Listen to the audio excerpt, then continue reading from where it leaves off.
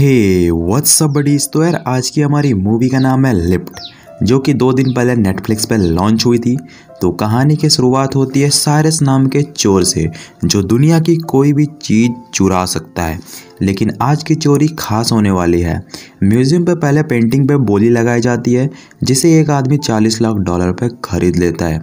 अब एंट्री होती है साइरस की, जो अपनी पूरी टीम के साथ चुराने आता है इस डिजिटल आर्टिस्ट को, जिसने ये बकवासा मुखौटा बनाया है, जिसके चारों तरफ सिर्फ कैमरे ही लगे हुए हैं। भाई बोले तो खतरनाक। अब मुखौटों की बोली लगाई जाती है, जिसका नाम है EV8। कोई बोलता है $2 लाख, कोई बोलता है $40 लाख, साइरस बोलता है 2 करोड़। पूरे म्यूजियम पे सन्नाटा हो जाता है और यह सब एबी नाम की एजेंट देख रही होती है, क्योंकि वो साइरस को चोरी करते हुए रंगे हाथ जो पकड़ना चाहती है। क्योंकि एबी को ही मालूम है साइरस के पास इतने पैसे तो नहीं है कि वो इस मुखौटे को खरीद सके। साइरस कैमरे की ओर देखता है और तभी म्यूजियम पे फायर अलार्म बजना शुरू हो जाता है। साइरस डिजिटल आर्टिस्ट और उसके बकवास मुखौटे को अपने साथ ले जाता है, यह कह के कि baby this is not safe place, हम अपने इलाके पे जाके डील करते हैं। साइरस डिजिटल आर्टिस्ट और अपने टीम के साथ बोट पे बैठकर वहां से निकलने लगता है। एबी भी साइरस का पीछा करने लगती है, लेकिन अफसोस वो उसे पकड़ नहीं पाती है। अब मिलो साइरस की टीम से। कैमिला जो कि पायलट है, मिसुन जो कि हैकिंग पे एक्सपर्ट है, मैग्नस जो किसी भी ताले को अनलॉक कर सकता है, ल्यूक जो कि एक इंजीनियर है। अब सभी लोग पहुंच जाते हैं अपने 5 स्टार शिप पे। साइरस एनेट यानी डिजिटल आर्टिस्ट के अकाउंट पे $2 करोड़ ट्रांसफर कर देता है, जिससे उसे फोटो मिलता है। दूसरी तरफ एबी जब म्यूजियम के CCTV कैमरे को चेक करती है, उसे एक आदमी के ऊपर शक होता है, जो कि साइरस का ही आदमी है। अब पूरे शहर पे एनेट डिजिटल आर्टिस्ट की खबरें चल रही होती है कि कल रात उसे किसी ने किडनैप कर लिया है। अब एनेट की तस्वीर को जो साइरस ने $2 करोड़ पे खरीदा था, वो उसी तस्वीर को $8 करोड़ पे बेच देता है। This is called business. दूसरी तरफ साइरस का दोस्त डिंटन को पुलिस पकड़कर पूछताछ करती है, लेकिन वो उसे कहता है कि मैं किसी साइरस नाम के आदमी को तो नहीं जानता। तभी ऑफिसर आकर एबी को एक गिफ्ट देता है, जिससे साइरस ने भेजा था। यानी साइरस और एबी साथ पे फ्रेंड्स विद बेनिफिट्स कर चुके हैं। हायर डिपार्टमेंट के सीनियर एबी को बुलाकर कहता है, एबी मुझे तुम्हारे दोस्त साइरस की मदद चाहिए। एबी कहती है वो और हम दोस्त कब से हो गए। हक्सी बताता है कि इस आदमी का नाम है लार्स जॉर्सन, जो कि एक बैंकर है। यह बाहर से जितना शरीफ दिखता है, अंदर से उतना ही करप्ट है।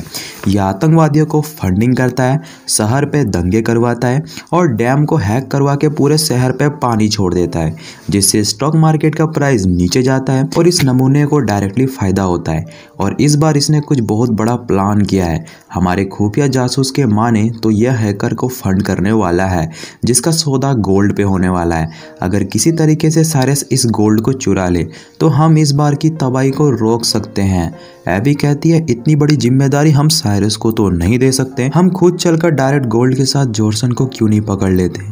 हक्सी कहता है क्योंकि baby we have no evidence, और कोई भी आदमी जॉर्सन से पंगा नहीं लेना चाहता, क्योंकि जो भी उसके काम पे टांग अड़ाता है वो टांग के साथ सिर भी काट देता है। एबी मुंह उठाकर साइरस के पास पहुंच जाती है और उसे ऑफर देती है कि वो लार्स जॉर्सन के गोल्ड को चुरा ले, उसके बदले वो इंटरपोल से उनके क्रिमिनल होने के रिकॉर्ड को मिटा देंगे। साइरस कहता है यह सब तो ठीक है, लेकिन इस चोरी का हिस्सा तुम्हें भी होना पड़ेगा, क्योंकि कल को अगर कुछ गड़बड़ हो गई तो इंटरपोल हमारे पीछे नहीं पड़ेगी।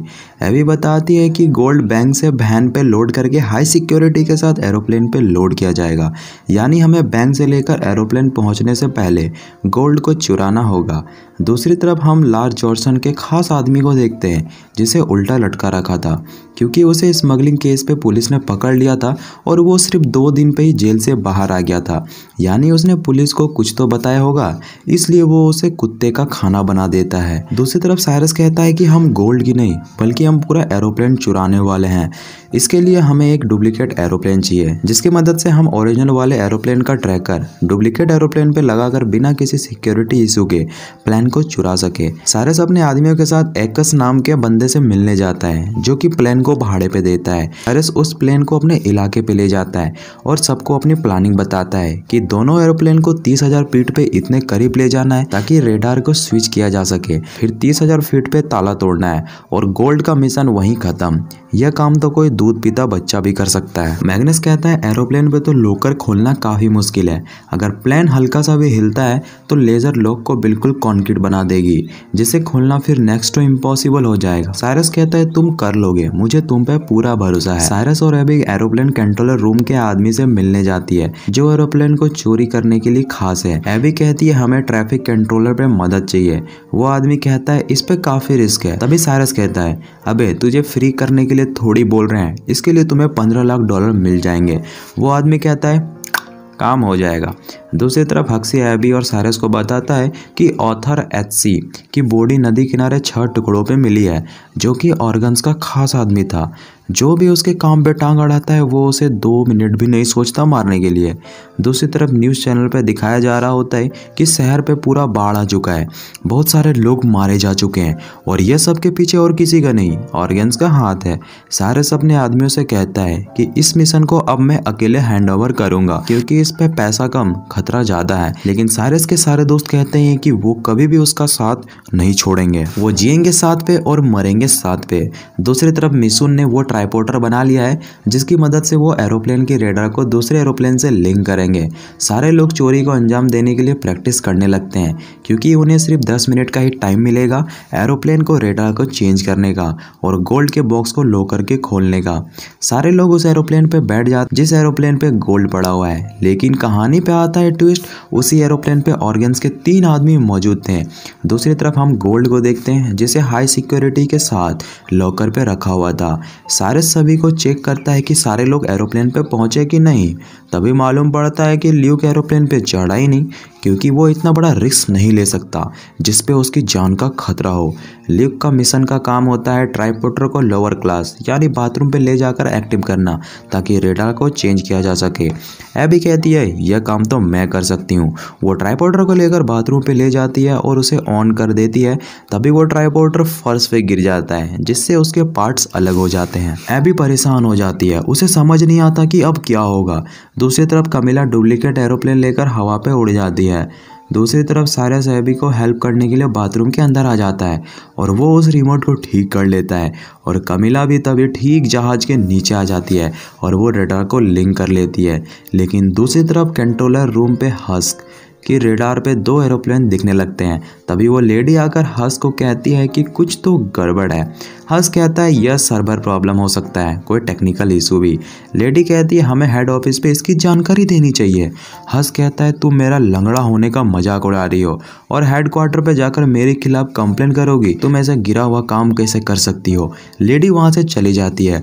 अब हस्क पायलट से कहता है कि जोरिक पे खराब मौसम के कारण रनवे पे बाढ़ आ गई है, इसलिए आप चार्लेक डेल्टा फॉक्स एयरपोर्ट पे लैंड कर सकते हैं। पायलट एरोप्लेन को लेकर दूसरे एयरपोर्ट की ओर मोड़ देता है। अब एरोप्लेन पे जो ऑर्गन्स के आदमी बैठे हुए थे उन्हें कुछ ठीक नहीं लगता है तो वो अपनी बंदूक को बाहर निकाल लेते हैं। दूसरी तरफ मैग्नस जिसका काम था लॉकर को खोलने का, वो अपने काम पे लग जाता है। दूसरी तरफ ऑर्गन्स के आदमी एयर होस्टेजेस को गन पॉइंट पे रखकर पायलट की कैबिन पे जाने लगते हैं। तभी साइरस उसके ऊपर हमला कर देता है, कुछ को तो मार देता है लेकिन सारे ऑर्गन्स के आदमी के हाथों पकड़े जाते हैं। वो जब लॉकर को खोलते हैं उस पे सारा गोल्ड मौजूद था, यानी इनका प्लान फेल हो चुका है। ऑर्गन्स के आदमी गोल्ड को दूसरे प्लेन पे लोड करके यहाँ से ले जाना चाहते हैं। कमिला कहती है ये एरोप्लेन इतना भार नहीं उठा सकती है। ऑर्गन्स का आदमी कहता है फिर इस नमूने को मार डालते हैं। दूसरी तरफ अल्टीना स्टेशन जहां हक्सी गोल्ड के आने का वेट कर रहा होता है। ऑफिसर उसे बताता है कि पैसेंजर प्लेन से गोल्ड गायब है। दूसरी तरफ ऑर्गन्स के आदमी जब सबको किडनैप करके गोल्ड ले जा रहे होते हैं, मौका मिलता है साइरस और एबी उसके ऊपर हमला कर देते हैं। दूसरी तरफ मैग्नस जिसे ऑर्गन्स का आदमी खोपचे पे मारने के लिए ले जाता है, मौका मिलता ही मैग्नस गन छीनकर सर्विस रिकॉल निकाल देता है और वहां से चला जाता है। वो आदमी गन उठाकर जब मैग्नस के ऊपर फायरिंग करता है, वो गोली पीछे उसके हाथ पे ही लग जाता है। दूसरी तरफ ऑर्गन से एक लेडी से कह रहा होता है कि बस कुछ देर बाद गोल्ड यहाँ पहुंच जाएगी।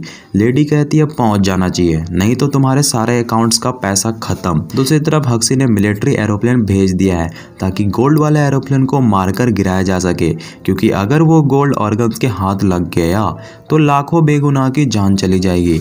मिलिट्री एरोप्लेन कमिला से कहता है कि हमें जवाब दो, नहीं तो हमें आपके एरोप्लेन पे हमला करना होगा। ऑर्गन्स का आदमी कहता है कि कुछ जवाब मत देना। तभी कंट्रोलर रूम से हक्स कहता है कि उस विमान में सिविलियंस है। मिलिट्री यह बात हक्सी को बताता है तो वो एरोप्लेन को बॉम्ब से उड़ाने का ऑर्डर दे देता है। मिलिट्री वाले वार्निंग देते हैं अगर 60 सेकंड में कोई रिस्पॉन्स नहीं आया तो हमें सिक्योरिटी प्रोटोकॉल के हिसाब से बॉम्ब से हमला करना पड़ेगा। दूसरी तरफ एबी रिमोट से एरोप्लेन के डिस्प्ले पे लिखती है कि एरोप्लेन पे होस्टेजेस है, जिससे मिलिट्री वालों को मालूम पड़ जाता है कि हमें इस पे हमला नहीं करना है। साइरस सभी आदमी को एरोप्लेन से बाहर फेंक देता है। तभी इन्हें मालूम पड़ता है कि एरोप्लेन का हाइड्रोलिक पंप काम नहीं कर रहा है, जिसकी मदद से एरोप्लेन को कंट्रोल किया जा सकता है। कैमिन कहती है कि हमें किसी सामने रनवे पे लैंड करना चाहिए। कैमिन को तभी मालूम पड़ता है कि यह एयरपोर्ट ऑर्गन्स का ही है। मजबूरी पे उन्हें वो एरोप्लेन वहीं क्रैश लैंडिंग करना पड़ता है। सारा गोल्ड एरोप्लेन से बाहर आ जाता है। तभी एक एक करके सारे लोग बाहर आ जाते हैं। तभी ऑर्गन्स वहां आकर सबसे पूछता है कि तुम लोग कौन हो, मेरे आदमी कहाँ है। साइरस कहता है वो अपने घर जा चुके हैं। तभी इन्हें मालूम पड़ता है कि इनमें से कोई एक इंटरपोल का आदमी है। वो लेडी कहती है हमारा डील खत्म। ऑर्गन्स उस लेडी को वही मार देता है। ऑर्गन्स फिर पूछता है बताओ कौन है इंटरपोल का आदमी। साइरस आगे जाता है। तभी वहाँ पुलिस आ जाती है। ऑर्गन्स पुलिस से कहता है कि यह मेरे इलाके पे ज़बरदस्ती घुस गया था। तभी वो वीडियो एरोप्लेन पे डिस्प्ले हो जाता है जब ऑर्गन्स ने उस लेडी को मारा था, जहाँ एक कैमरा भी उस एरोप्लेन पे लगा हुआ था जिसने ये सारी चीज़ें रिकॉर्ड की थी। पुलिस उसे अरेस्ट कर लेती है।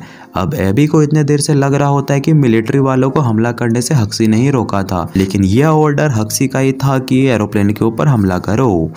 एबी हक्सी से कहती है कि अब से मैं ये काम छोड़ रही हूँ और वो साइरस के साथ चली जाती है। अगले दिन साइरस एबी को बताता है कि जो पेंटिंग तुम्हारे मॉम की स्कूल से चोरी हो गई थी, थोड़ा रिसर्च करने के बाद मुझे मालूम पड़ गया कि वो पेंटिंग किसके पास है और वो पेंटिंग मैंने उससे खरीद ली। साइरस कहता है एक और चीज़, गोल्ड हमने चुरा लिया है। कहानी आती है फ्लैशबैक पे। साइरस ने एरोप्लेन पे डुप्लीकेट गोल्ड को ओरिजिनल गोल्ड के साथ रिप्लेस कर दिया था और ओरिजिनल वाले को प्लेन से बाहर फेंक दिया था और ल्यूक ने धोखा नहीं दिया था। उसका काम था गोल्ड को सही जगह लैंडिंग करवाना। साइरस एबी को लेकर नदी किनारे चल जाता है जहाँ गोल्ड मौजूद था और इसी के साथ मूवी यहीं पे डी एंड हो जाती है।